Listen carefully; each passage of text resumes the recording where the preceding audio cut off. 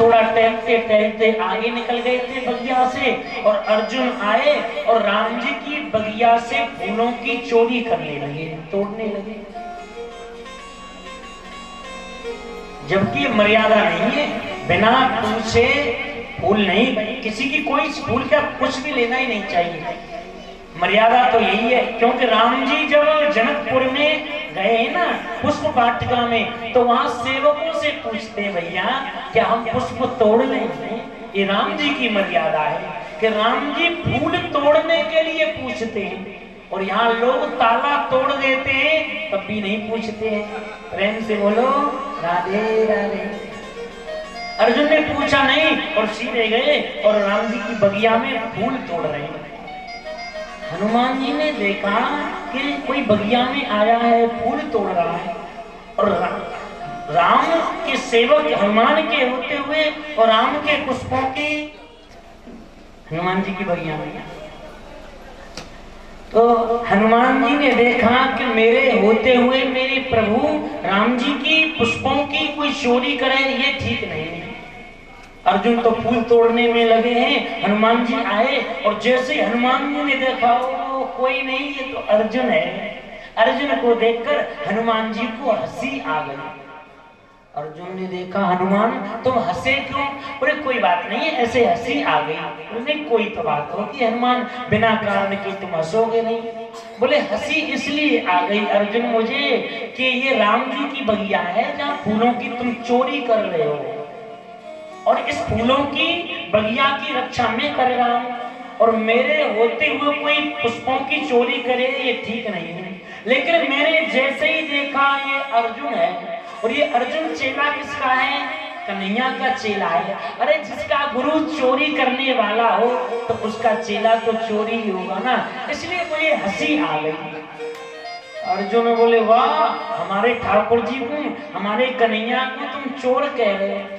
हनुमान बोले भैया मैं नहीं, दुनिया के लोग कहते हैं, संसार के लोग कहते हैं वो माखन चोर है, चित्त चोर है, चीर चोर है, हम नहीं कहते। कोई बात नहीं तुम फूल ले जाओ। बोले नहीं ऐसे कैसे, आपके राम जी के अंदर क्या विशेषता है? हनुमान जी कहते हैं अरे अर्जुन मेरे प्रभु के अंदर कोई कमी है ही नहीं, विशेषता तो अलग की बात है। अब महाराज दोनों में झगड़ा हो गया। बोले मालूम है तुम्हारे राम जी की है, लंका पर पार होने के लिए सेतु में सागर के ऊपर पुल का निर्माण किया, बानर भालुओं की सहायता से पुल बनाया, और बनते हैं कि राम जी इतने वीर थे, राम रावण युद्ध न भूतो न भविष्य। अरे मैं रामा दल में होता ना तो एक बाण चलाता, गांडीव से 1000 तीर निकलते, पुल बन जाता। अरे अर्जुन वो साधारण नहीं थी रामदल की सेना, ऐसे ऐसे वीर थे, लंका में पैर रख दिया कोई लंका का वीर हिला नहीं सका, उठाने की तो दूर बात थी। और तुम कहते हो बाणों का पुल बनाता, मैं तोड़ है? इतने बड़े बड़े वीर थे रामादल में कि तुम्हारे बाणों का पुल चकना चूर हो जाता। अर्जुन बोले सर तो हो जाए।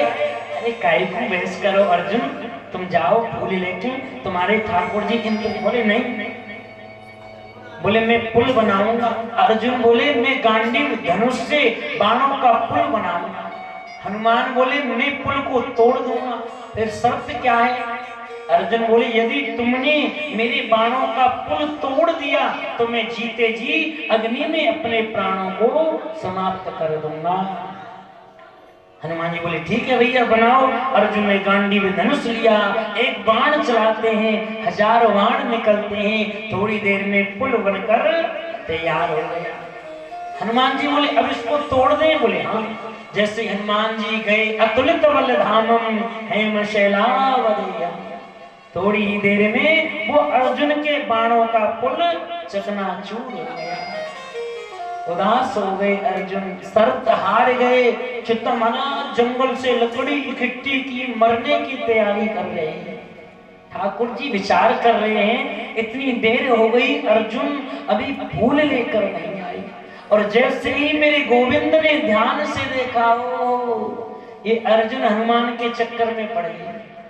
ठाकुर जी जल्दी जल्दी में ब्राह्मण का रूप बनाकर गए जहां अर्जुन चिता की तैयारी कर रहा था। भैया ये सब क्या कर रहे हो? पंडित जी चले जाओ, यहाँ पहले से ही माथा खराब है। क्यों? बात क्या? इतना सुंदर शरीर है, आखिर कर क्या रहे हो? बोले ये मैं चिता बना रहा हूँ। किस लिए? बोले इसमें अपने प्राणों की आहुति दूंगा। भैया इतनी सुंदर हो, आखिर कोई बात तो होगी। हाँ बात है, तभी तो मैं मरने के लिए जा रहा हूँ। ऐसी कौन सी बात है भैया जो मरने के लिए तैयार हो रहे हो? बोले सामने ये हनुमान जी है ना, इनसे मैं शर्त हार गया, इसलिए मैं मरने के लिए जा रहा हूँ। कौन सी शर्त थी भैया? बोले मैंने बाणों का पुल बनाया, इन्होंने उस पुल को तोड़ दिया, मैं शर्त हार गया, इसलिए मैं चिता में मरने के लिए जा रहा हूँ।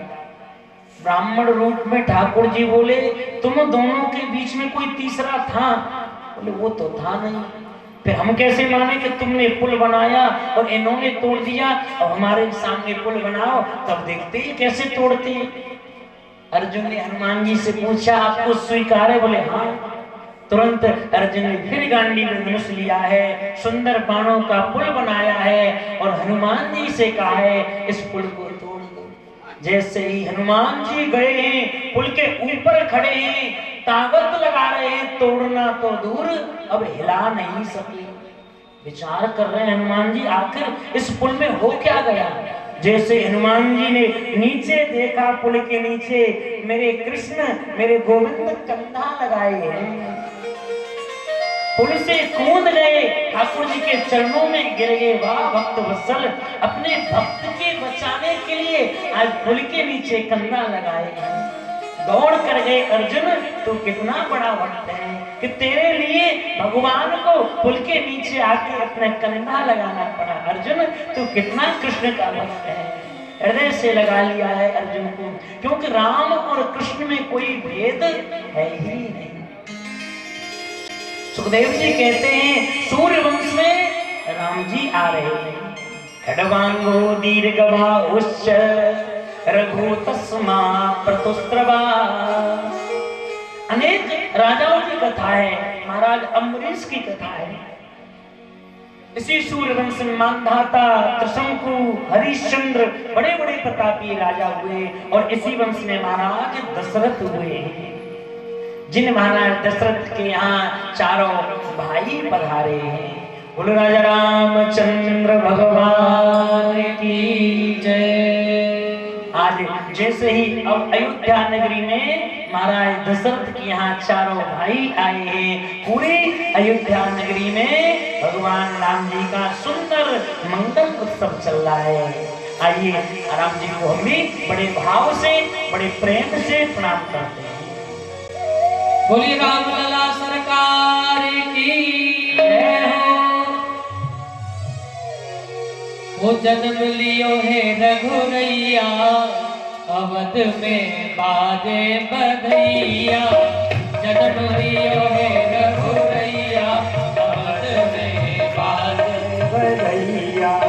जन्म लियो है रघुरैया, अवध में बाजे बधैया। जन्म लियो है रघुरैया, अवध में बाजे बधैया। बाजे बधैया, बाजे बधैया, बाजे बधैया, बाजे बधैया, बाजे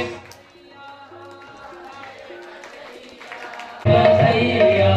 जन्म लियो है रघुरैया, अवध में बाजे बधैया। जन्म लियो है रघुरैया, अवध में बाजे बधैया।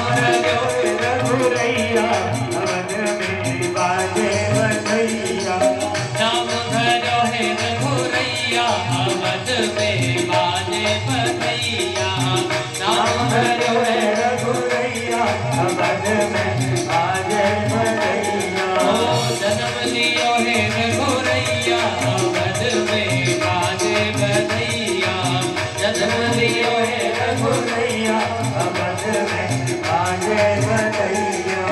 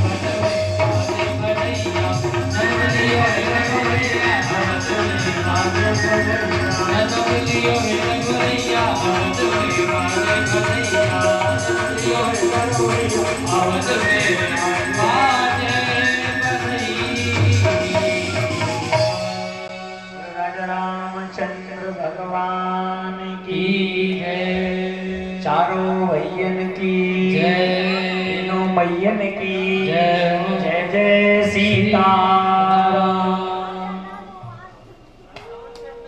अच्छा, आप लोगों के यहाँ राम जन्म ऐसे ही मनाते हैं क्या? हम लोगों को राम जन्म से मालूम पड़ जाता है कि कृष्ण जन्म कैसा मनाएंगे। सुखी सुखी मारा हमारे ब्रज में कथा है मीना तो महाराज ब्रज की तो अलग ही बात है, लेकिन ठाकुर जी को जन्म सब मैया ऐसे रहती है बेचारी जैसे एकादशी को व्रत करके, व्रत तो है वैसे व्रत तो है, हमसे गलती है, चलो तो ठीक है, गलती है ये साहब। एकादशी को नाम चतुर्थी को सही व्रत व्रती है साहब। प्रेम से बोलो गणेश जी महाराज की जय। तब वो नेक तो तालीम को तो सारू दे दियो। चलो अब कोई बात ना, राम जी तो मर्यादा पुरुषोत्तम थे, लेकिन आगे ऐसे ना ढील चलेगी। यहाँ हमें थोड़ा टाइट है, और कोई बात ना, शाम को सब प्रसाद की भी व्यवस्था है ना यहाँ। हाँ प्रेम से बोलो राधे राधे। ठाकुर जी का अवतार अयोध्या में हुआ है प्रभु का, चारों भाइयों के साथ आए हैं। नीलांबोजस्यामल कोमलांगम सीता समारोह पितवाम भागम। गुरुदेव के यहाँ पढ़ने के लिए गए हैं। जाकी सहज श्वास श्रुत चारी सो प्रभु पढ़े या कौतुक भारी। संसार को शिक्षा देने के लिए राम जी गुरुदेव के यहाँ पढ़ने के लिए गए। लौट कर आए तब तो विश्वामित्र जी राम जी को लेने के लिए आ गए। 2 बार गए विश्वामित्र जी अयोध्या में, पूरे जीवन काल में 2 बार गए विश्वामित्र जी। एक तो जब हरिश्चंद्र हुए तब, और एक आज रामचंद्र हुए तब। कैसे आए, प्रणाम किया है राजा दशरथ ने, बोले मैं राम जी को लेने के लिए आया हूं। दशरथ जी ने मना कर दिया है, मैं राम को नहीं दूंगा। क्यों? बोले सवहे सुत मोय प्राण की नाही, पर राम देत नहीं बनत गोसाई। मना कर दिया। क्यों मना कर दिया राम जी को देने के लिए? इसके कई कारण हैं, और उन कारणों में एक कारण ये भी है, जब महाराज दशरथ देवासुर संग्राम करने के लिए अमरावती इंद्र के स्वर्ग में गए तो कैकेयी साथ में थी। कैकेयी को लेकर आ रहे थे महाराज दशरथ। उसी समय आकाश मार्ग में महाराज दशरथ का वो विमान, वो रथ खराब हो गया है। जैसे ही रथ निकाल किया है, इसलिए महाराज दशरथ कहते हैं मैंने राम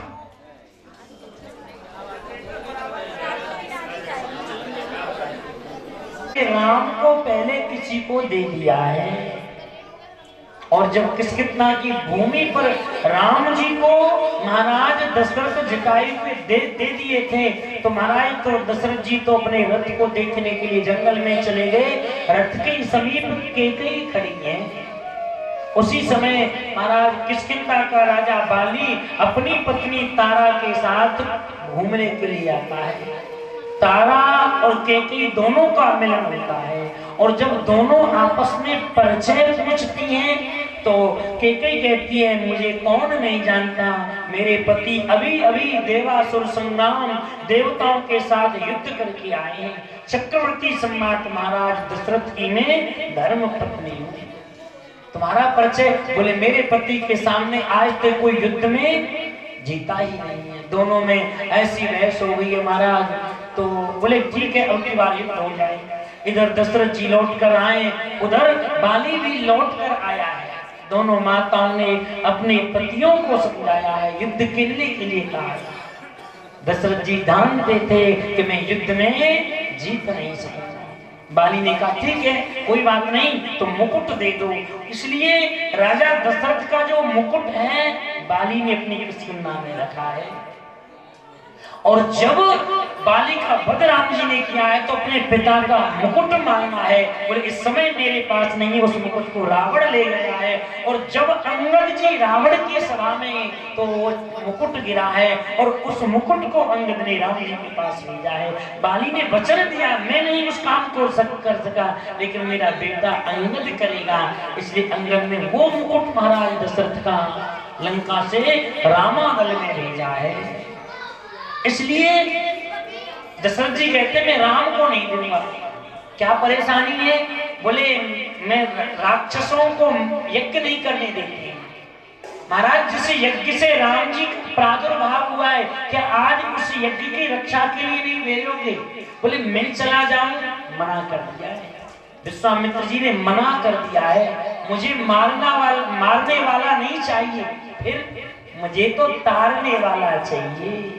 आप राक्षसों को मार सकते हो लेकिन तार नहीं सकते हो, इसलिए आज आपके घर तारने वाला आ गया है।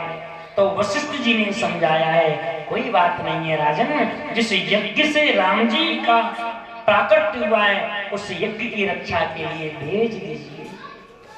राम लक्ष्मण को लेकर जा रहे थे। राम जी बोले, गुरुजी मैं माता जी से मिला।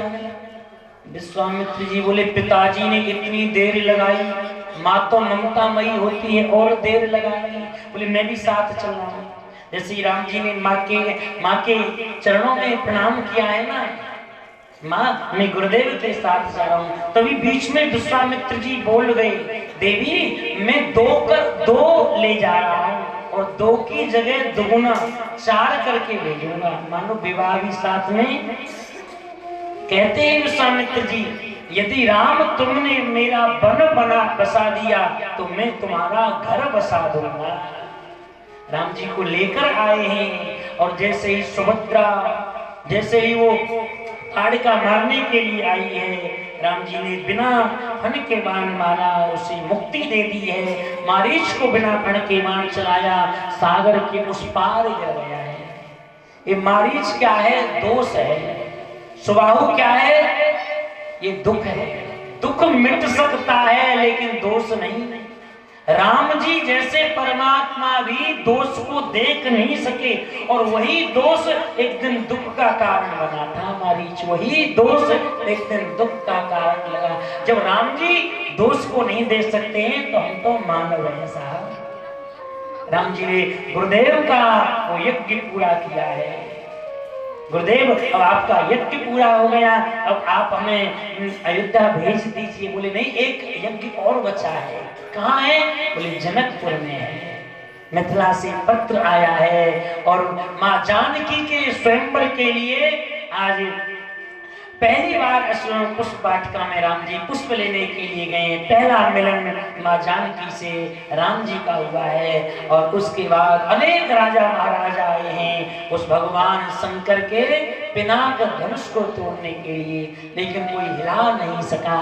अंत में राम जी सहज भाव से उठे हैं, गुरुदेव को प्रणाम किया है, अपने अपने इष्ट देव को नमन किया है और उसके बाद धनुष को प्रणाम किया है।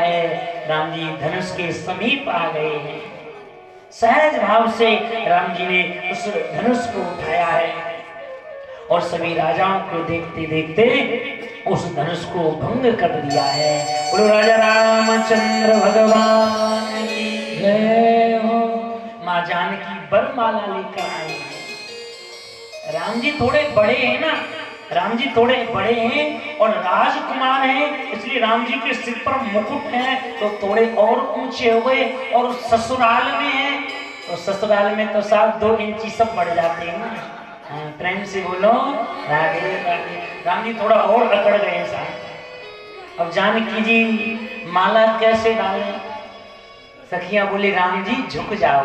राम जी कितने सीधे हैं साहब। बोले ठीक है। लक्ष्मण जी बोले बड़े भैया हम रघुवंशी हैं, आज तक कभी झुके नहीं, तो यहाँ क्यों झुक रहे? राम जी थोड़ा टाइट हो गई। सखियां बोली राम जी झुक जाओ।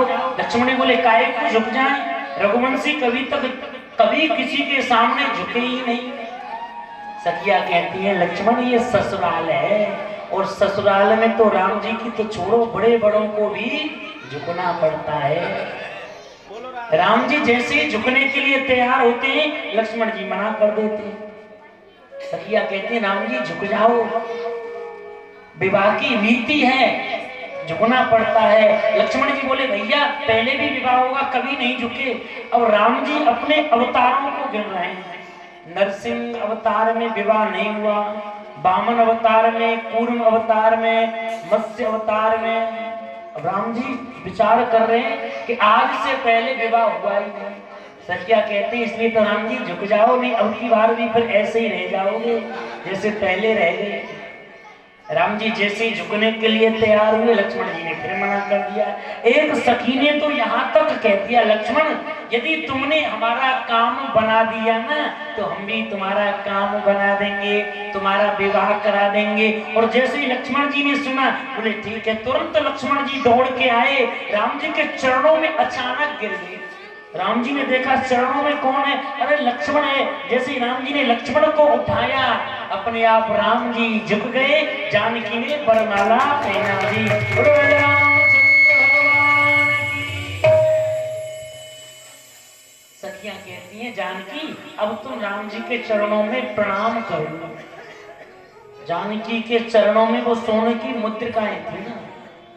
जानकी बोली, एक बार इन्होंने एक पत्थर पर, एक शिला पर चरण लगाया, वो नारी बन गई।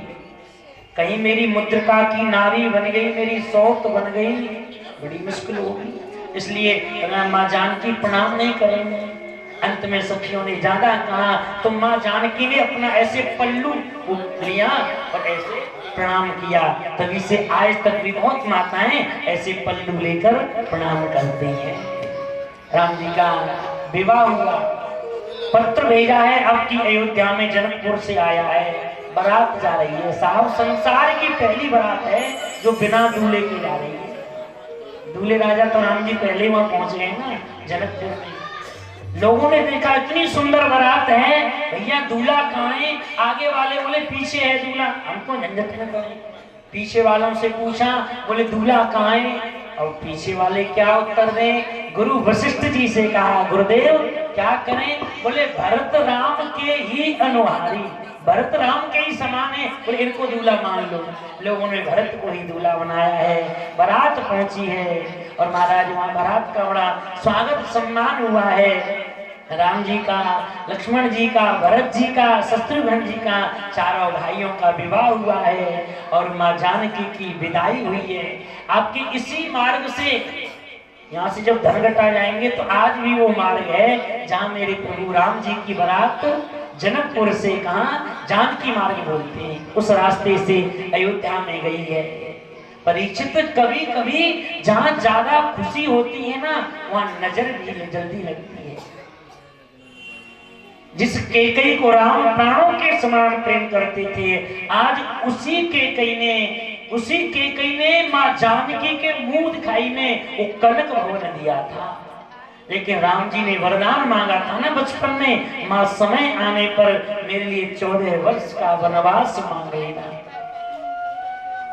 राजा ने, दशरथ जी ने विचार किया, क्यों न मैं राम को युवराज बना दूं। घोषणा कर दी है, देवताओं को मालूम पड़ा है, माँ सरस्वती से प्रार्थना की है, सरस्वती मंत्रा की बुद्धि पर बैठ गई है और जिन राम जी को, जिन मेरे प्रभु को कल राजा बनना था, वनवास मिल रहा है, लेकिन राजा बनने में खुशी नहीं और वनवास मिलने में उदासता नहीं है।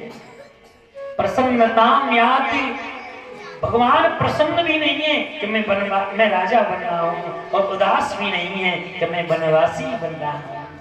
एक प्रश्न नहीं किया राम जी ने, मेरा कौन सा अपराध था जो मुझे कल आप राजा बना रहे थे आज वन में भेज रहे, एक प्रश्न नहीं किया। इसलिए राम जी सर्वोत्तम पुत्रों में आते हैं। श्रवण जी, राम जी, एक होता है पुत्र, एक होता है बेटा और एक होता है लड़का।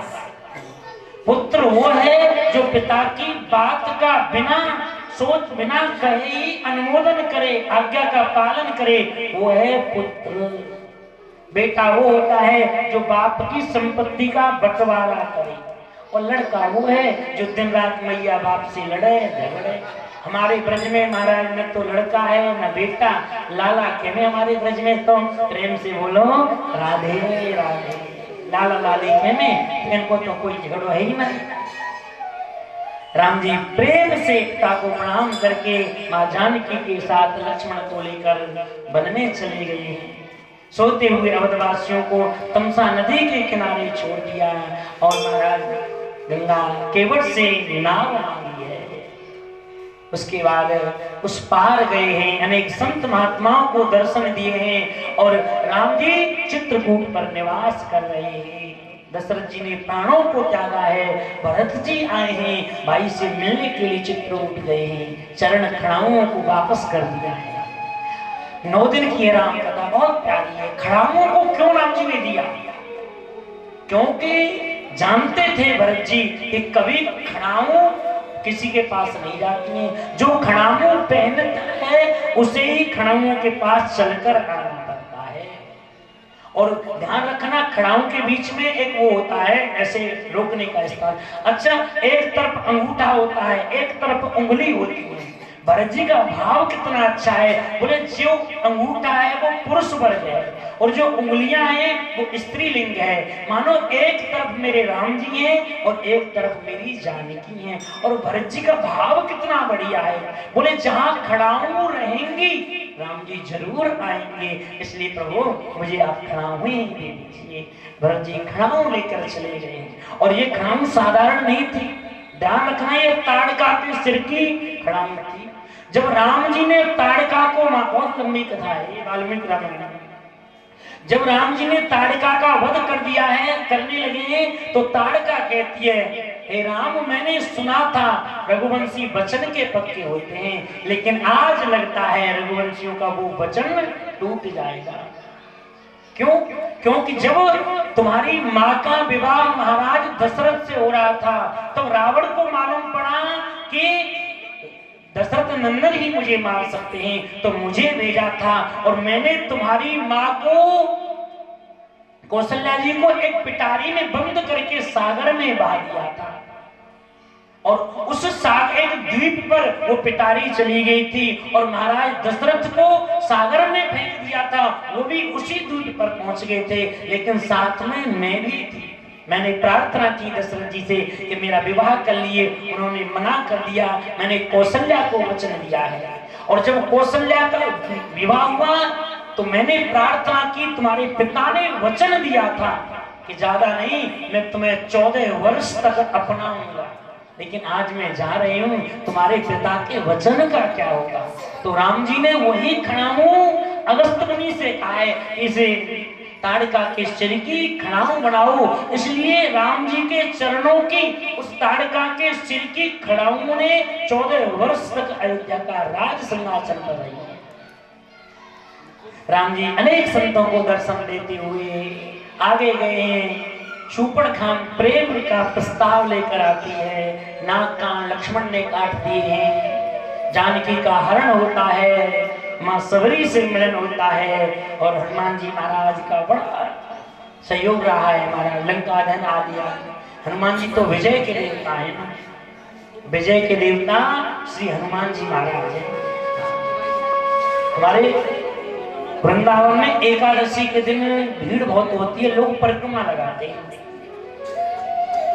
तो बाहर से कोई सेठ जी वृंदावन में अकेले नहीं, पति पत्नी दोनों परिक्रमा में रंग भरी एकादशी के दिन आए थे। होली से 4 दिन पूर्व पहले तो दोनों आए थे वृंदावन में परिक्रमा लगाने के लिए और भीड़ बहुत होती है। रंग भरी एकादशी के दिन बहुत भीड़ होती है हमारा।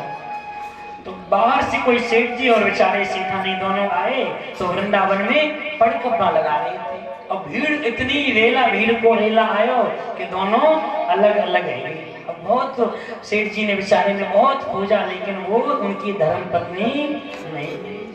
अब हमारे ठाकुर जी को सुनाने लगे, अरे लाला, अरे कन्हैया, हमने सुनी तू माखन चुरावे हो, तू चीर चुरावे हो, कन्हैया तेने तो हमारी घरवारी भी चुरा ली। अब बेचारे उदास है कि एक ऐसे ही सुंदर राम जी का मंदिर था, वहां बैठे राम जी के पुजारी बोले, सेठ जी क्या बात है, बड़े उदास हो? अरे भैया पुजारी जी मत पूछो, हम तो जीवन में पहली बार या वृंदावन में आए परिक्रमा लगाने के लिए, या टेढ़ी टांग वाले ने हमारी घरवाली भी चुरा ली, हमें क्या मालूम। बोले काहे को चिंता करो, राम जी को सुंदर भोग लगाओ लड्डुओं को।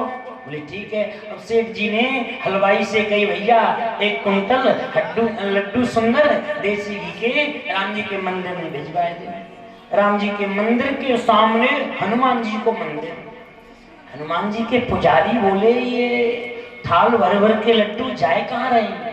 मालूम पड़ी हो कोई बाहर के सेठ जी आए, उनकी सेठानी जी या वृंदावन में खोई गई हैं, तो राम जी के मंदिर में ये लड्डुओं का भोग लगा रहा है। पुजारी जो हनुमान जी के थे ना, उन्होंने सेठ जी को बुलाया, सुनो सुनो। बोले हाँ, ये सब क्या कर रहे हैं?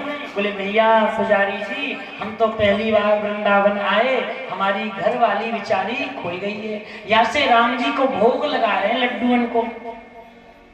हनुमान जी के पुजारी बोले एक बात बताओ सेठ जी, जब राम जी की जानकी खो गई तो किसने खोजा? बोले हनुमान जी ने खोजा। फिर अरे जब आपकी सेठानी खो गई है तो हनुमान जी को भोग लगाओ ना, काहे को राम जी के चक्कर में पड़ी? बोले बात तो ठीक है, जो लड्डू राम जी के सामने जाने थे ना, वो हनुमान जी के सामने आ गए महाराज। हनुमान जी की पूजा की, सेठ जी अब परिक्रमा लगा के आओ। और जैसे ही परिक्रमा लगाई ना, हनुमान जी के मंदिर के पीछे उनकी घरवाली मिल गई। बोलो हनुमान जी महाराज की। महाराज हनुमान जी ने लंका दहन किया है, राम जी ने सेतु का निर्माण किया है, सागर के उस पार गए हैं, अंगर समझाने के लिए गए, अंत में युद्ध हुआ है, सभी राक्षसों को समाप्त करके विभीषण को राजा बनाकर मां जानकी को साथ में लेकर राम जी कहां? अयोध्या में आ गए हैं।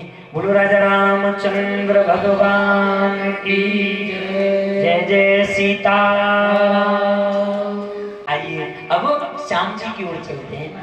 नियम तो यही है कि रात्रि के 12 बजे ठाकुर जी आए थे ना गोकुल में, और अभी तुम्हारा 6:15 बजे। चलो कोई बात नहीं, आप लोगों को प्रेम है तो जल्दी आ गई।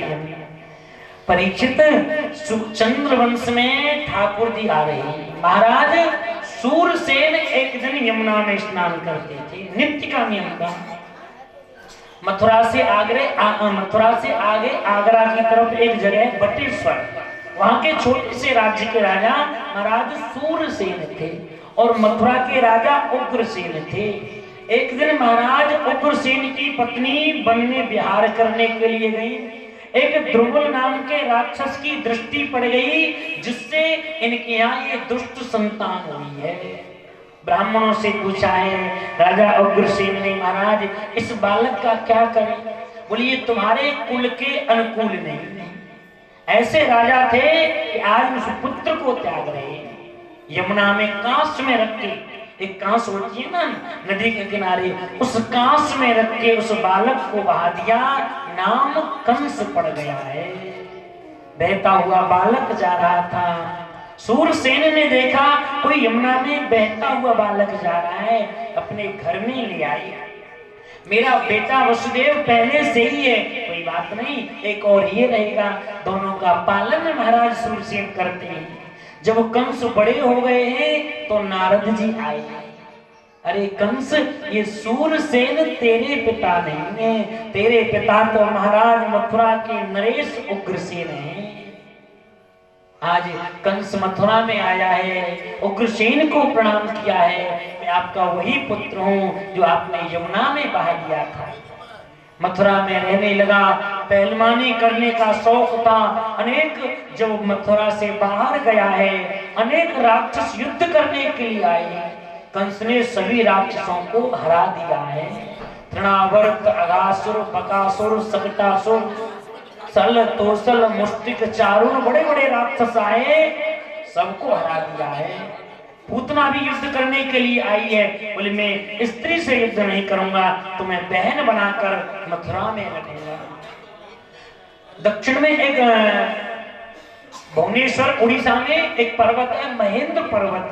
कंस वहां गया है और उस पर्वत के ऊपर परशुराम भगवान तपस्या कर रहे थे। कंस ने उस महेंद्र पर्वत को हिला दिया है। परशुराम जी ने देखा कौन वीर है, कंस को पास में बुलाया है। परिचय, बोले मथुरा नरेश उग्रसेन का पुत्र मैं कंस हूं।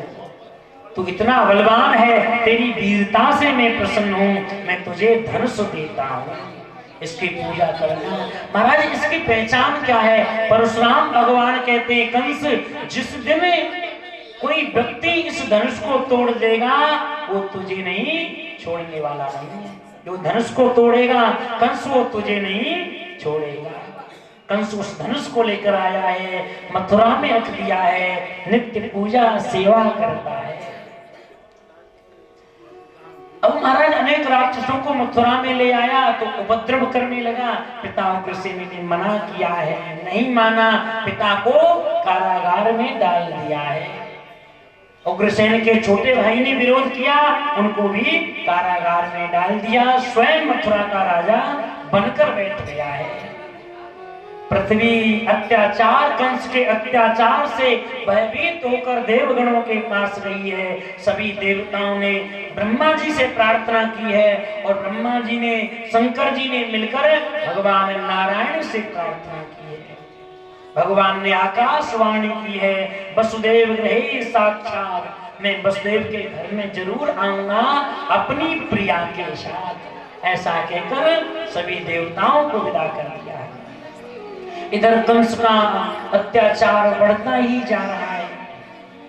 परीक्षित एक दिन इसने मन में विचार किया कि लोग मेरे नाम से भयभीत हैं, लोग मेरे नाम से डरते हैं, क्यों न मैं अपनी चचेरी बहन देवकी का विवाह करूं और विदाई के समय आंखों से आंसू बहाऊं, तो लोग कहेंगे कंस जैसा है वैसा नहीं है, ये तो बहुत अच्छा है कंस। इस विचार से कंस ने अनेक राजकुमारों को खोजा है, नहीं मिला। अंत में बचपन के मित्र वसुदेव की याद आ गई है। बटेश्वर गया है और वसुदेव को लेकर आया है।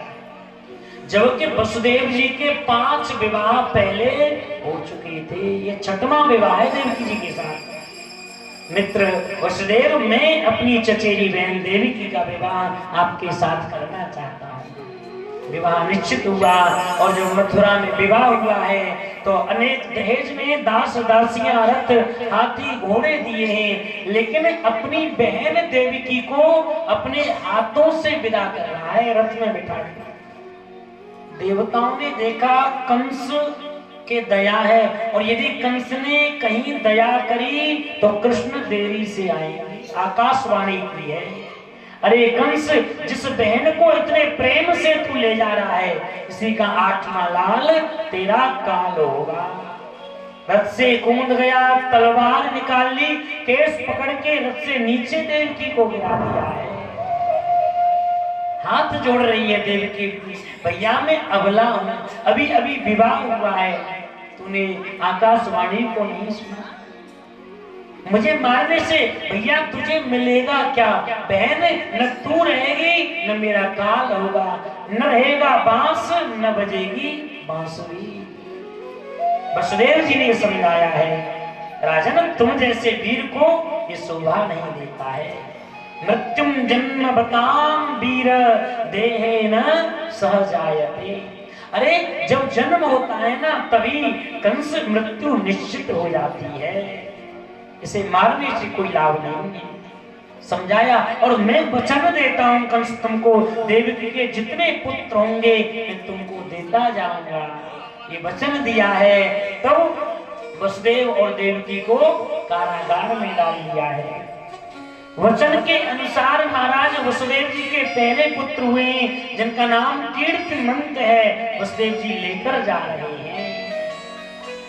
वचन के अनुसार वसुदेव जी ने पहला पुत्र दिया है।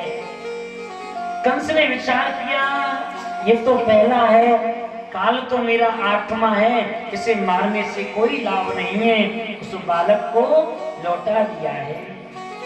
नारद जी आ गए हैं। नारद जी दुनिया में ऐसे पहले संत हैं जिन्हें देवता भी वंदन करते हैं और राक्षस भी प्रणाम करते हैं। कंस तो नारद जी को गुरु मानता था। गुरुदेव बड़ी कृपा करी, अरे कंस, मैंने तीनों लोकों में देखा, तुझ जैसा सीधा मुझे मिला ही नहीं। क्या हुआ गुरुजी? बोलिए, वसुदेव क्या लेके जा रहा है? इसका पहला बेटा है। मेरा काल तो गुरुदेव 8वां है, एक कमल का पुष्प लिया है। नारद जी ने ऐसे समझाया, ये पहला, ये 8वां, कभी 8वां पहला हो जाए, कभी पहला 8वां। तुरंत वसुदेव जी को बुलाया, प्रथम पुत्र को समाप्त कर दिया है। परीक्षित धीरे धीरे कंस ने देवकी के 6 पुत्रों को समाप्त कर दिया है। 7वें पुत्र के रूप में स्वयं शेष के अवतार आ गए हैं। भगवान ने योग माया से कहा है, देवी तुम ब्रज में चली जाओ। क्या करना है? जो देवकी के गर्भ में बालक है ना, उसे रोहिणी के गर्भ में स्थापित कर दीजिए। मुझे क्या मिलेगा?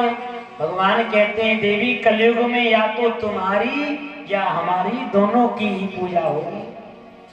युग माया मथुरा में आई है और देवकी के 7वें गर्भ को रोहिणी के गर्भ में स्थापित किया है और समय आने पर वही संकर्षण प्रकट होते हैं। अब 8वें पुत्र के रूप में स्वयं नारायण, स्वयं भगवान ही देवकी के गर्भ में आ रहे हैं।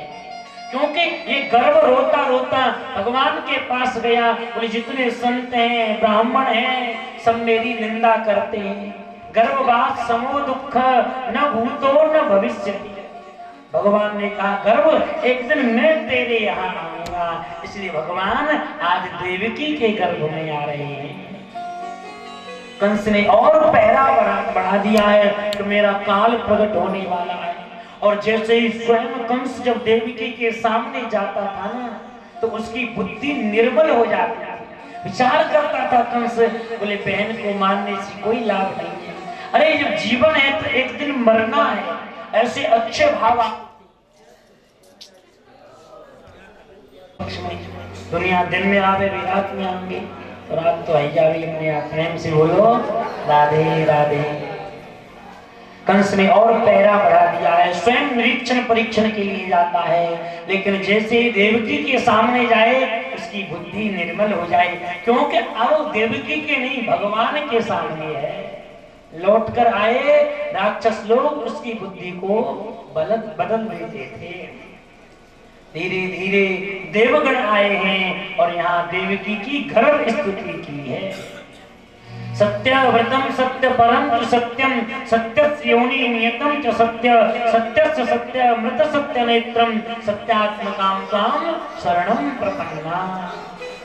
देवगण भगवान की प्रार्थना करके चले गए और धीरे धीरे भादों का महीना आ गया, कृष्ण पक्ष आ गया, अष्टमी तिथि आ गई, बुधवार आ गया, रोहिणी नक्षत्र आ गया, हर्षण योग आ गया, भवकर्ण आ गया और रात्रि के 12 बजे कंस के कारागार में भगवान प्रकट हो रहे हैं। बोलो बाल कृष्ण लाल। धीरे धीरे कंस जग जाएगा। जब गोकुल में पहुंच जाना तो आनंद से बधाई गाना। अभी तो कंस की नगरी में निशीथे तम उद्भूते जायमाने जनार्दना। भगवान कंस के कारागार में मध्य रात्रि के 12 बजे प्रकट हो गए, लेकिन मैया हाथ जोड़कर प्रार्थना कर रही है। क्यों? क्योंकि भगवान का अद्भुत रूप है। तमुद्भुतम बालकमं मुझे क्षणम अम्मु एक क्षणम, कमल नयन है भगवान। अद्भुत क्यों है? बोले पीतांबरम सांद्र पयोद शोभगम। बालक नंगे शरीर आता है और ठाकुर जी पीतांबर पहन के आए हैं, इसलिए अद्भुत है। बालक के 2 हाथ होते हैं और भगवान चतुर्भुजम सांद्र पयोनिधम, शंख चक्र गदा पद्म लिए हैं। बालक जन्म लेते ही रोता है, लेकिन ठाकुर जी जन्म लेते ही मुस्कुरा रहे हैं। इसलिए मैया हाथ जोड़कर प्रार्थना कर रही है। भगवान बोले मैया तू हमारी ऐसे कायों की प्रार्थना कर रही है? हम तो मैया तेरे लाला बन के आए। बोले लाला बन के आते तो ठीक है, पुत्र बन के आते तो ठीक था, लेकिन तुम बाप बन के आए कैसे? बोले बालक नंगा आता है, तुम पीतांबर धारण करके आए। ठाकुर जी बोले मैया जब बालक का जन्म है ना है तो मामा जी वस्त्र लाए, और यहाँ मामा जी वस्त्र नहीं अस्त्र लेके आएंगे। या से हम वस्त्र को संग लेके चलेंगे। मैया तोकू मामा को डरे है ना, या से मैं शंख चक्र गदा पद्म लिए हूँ। मैया बोली बालक जन्म लेते ही रोता है, तुम हंस रहे हो। ठाकुर जी बोले हमारे ऊपर कौन सी आफत आई है, मैया हम क्यों हो। माँ कहती है ठाकुर जी यही तो तुम्हारे अंदर विशेषता है। अरे संसार के प्राणियों पर जब विपत्ति आती है तब रोते हैं, लेकिन जब संसार पर विपत्ति है ठाकुर तब तुमको आना पड़ता है।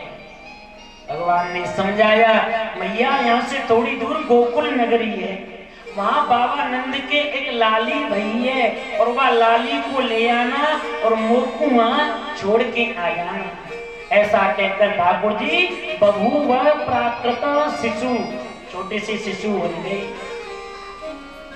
योग माया के कारण जितने पहरेदार थे सो गए, कंस भी सो रहा है, कारागार के द्वार खुल रहे हैं। वसुदेव जैसे ही ठाकुर जी को उठा रहे हैं, हाथों की हथकड़ियां पैरों की बेड़ियां टूट गई हैं। और उधर महाराज ब्रजवासी कितना प्रेम से ठाकुर जी का इंतजार कर रहे हैं। अच्छा कौन कौन ठाकुर जी को बुलाना चाहता है, थोड़ा हाथ ऊपर कर दीजिए। आइए चलिए ब्रजवासी बनते हैं, कितना प्रेम से हमारे गोविंद का इंतजार कर रहे हैं। हे प्यारे तुम्हारे बिना ये गोकुल नगरी बिल्कुल सूनी सूनी लग रही है।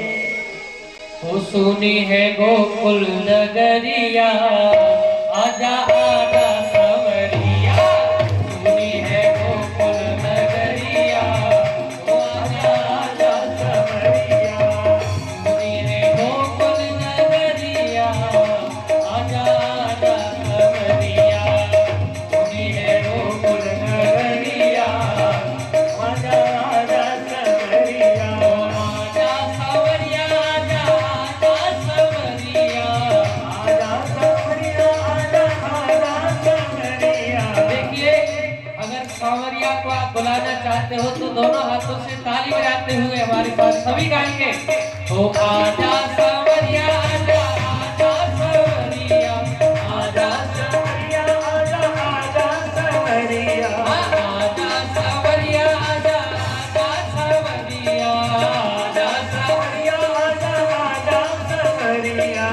सुनी है गोकुल नगरिया, आजा आजा सवरिया।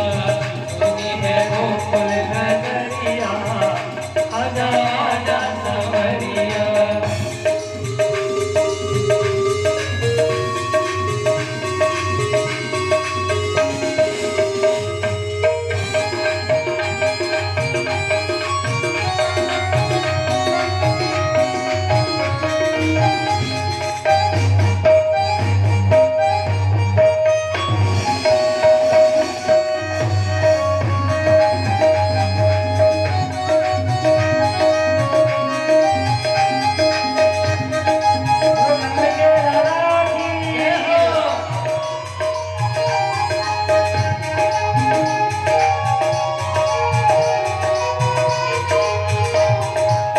बरसाने में रसिक बुलाए, बरसाने में रसिक बुलाए।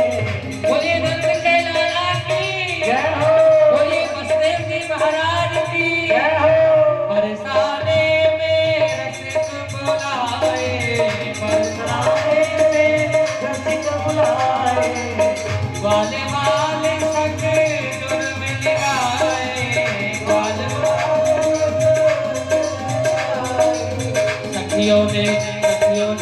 सखियों ने देखी डगरिया, वो आजा आजा सवरिया। सखियों ने देखी डगरिया, आजा आजा सवरिया। ओ आजा सवरिया, आजा आजा सवरिया।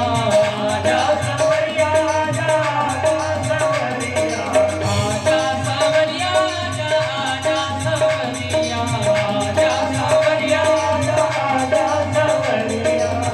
सुनी है गोकुल नगरिया,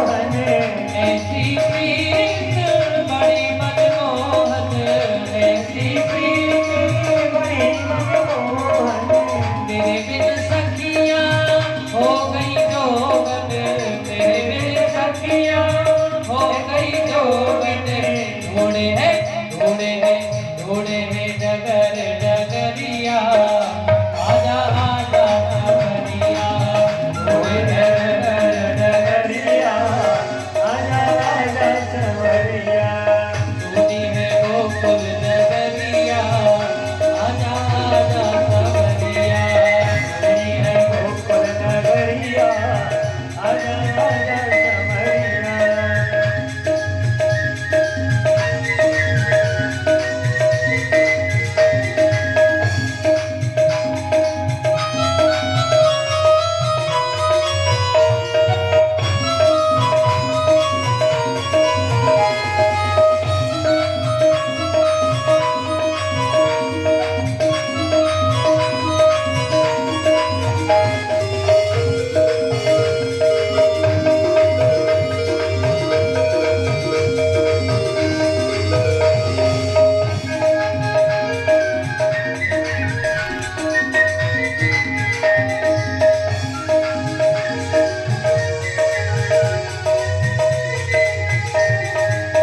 वृंदावन के तुम हो राजा वृंदावन के तुम हो राजा वृंदावन के तुम हो राजा वृंदावन के तुम हो राजा मनमोहन अब तरस दिखा जा मनमोहन अब तरस दिखा जा मनमोहन